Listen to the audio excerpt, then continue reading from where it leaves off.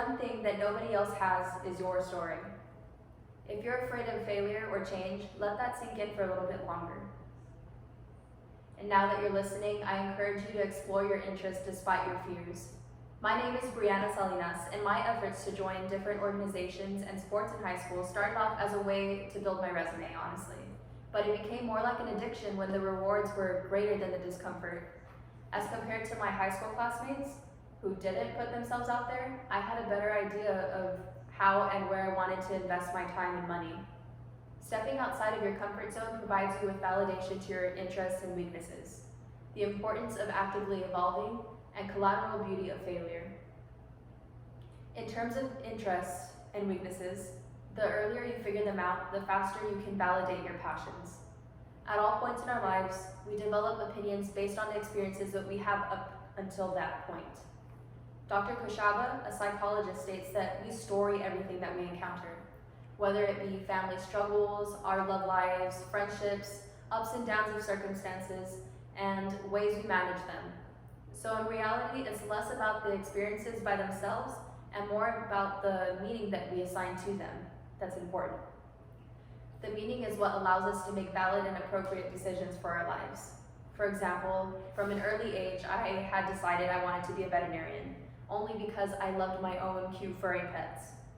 Until I went out to a career fair with my HOSA team, I would have never known the reality of the job includes things that I no longer have a passion for.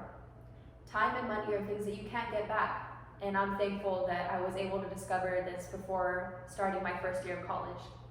Sometimes the most uncomfortable situations are the best ones to endure. This HOSA event that I actually feared going to allowed me to switch my focus to a new career interest. A common mistake is that teens will form opinions based on other people's experiences. And without our own experiences, we'll just hear of others and have an intellectual play of what it might be for us.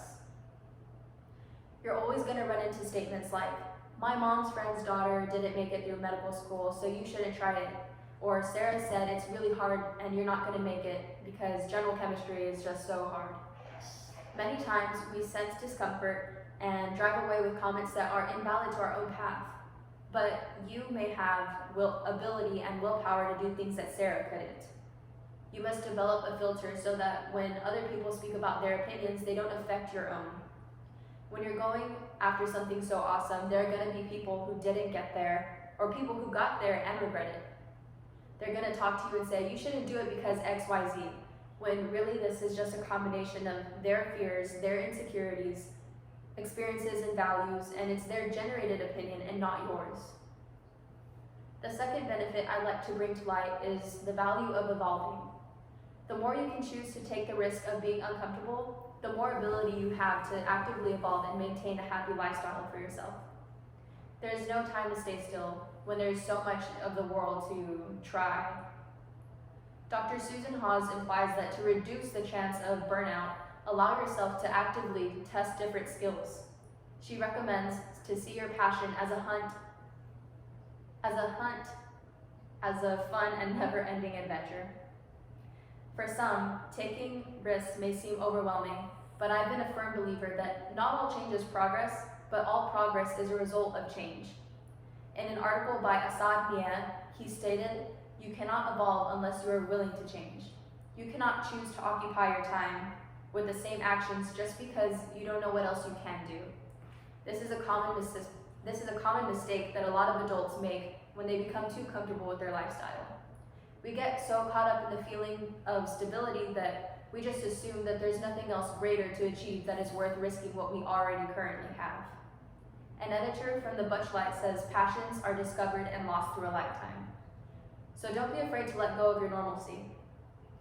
And finally, my last point of emphasis in the discussion of being comfortable outside of your comfort zone is to seek collateral beauty of failure. Life as we know it is only temporary. So if things are going to be good, enjoy it because it won't last forever. And if things are going to be bad, don't worry because it can't last forever either. There's no need to be afraid of the bad. Fighting through uncomfortable situations can do one of two things. One, it'll teach you perseverance, or two, accepting failure as an opportunity to learn and begin again. Not having everything go your way can be a gift. If you can visualize what I'm about to explain and put yourself there, there are 3 different stages people pass through or linger in. Those who don't set goals and don't take any action, that's 1. Then there are those who have goals but don't take any action, that's 2.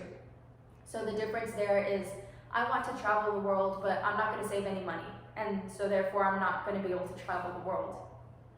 When you're not putting any effort into achieving your goals, stress, depression, and anxiety are inevitable. And then there are those who have goals and take action. That's the 3rd. For example, all of you who have stuck through this much of the video, and the people who also decided to take a summer course during a pandemic. There's no doubt that there is a lot of uncertainty and change running through our lifestyles. It could be scary, tough, and hard to keep up with momentum you may have had before the world took a weird turn. But the idea is that you had goals and you took action anyway. Despite unforeseen challenges, we've all been able to roll with the punches, and whether you know it now or not, it will impact your ability to progress outside of our comfort zone.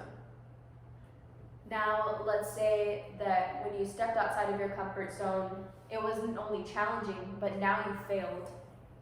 Maybe you showed up to an interview and it went completely berserk. Don't dwell for too long.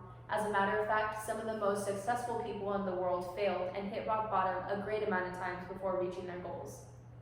In fact, Thomas Edison took over 1,000 attempts to invent the light bulb. People who fail repeatedly develop a new strength in the face of difficulties that prepares them for their next challenge. In conclusion, the more often you set yourself to conquer uncomfortable situations, the more comfortable you become in the face of adversity. The discomfort is worth getting to know yourself a little more. It's worth gaining a little sense of control over your life and the lessons that can't be taught in a classroom. So chase your dreams without hesitation, and you'll be one step closer to a lifestyle that suits you best. Something to remember by Dr. Haas over experience is the instant the drop arrives, beautiful waves of ever-enlarging rings flow across the entire surface, spreading out into virtual infinity. Thank you.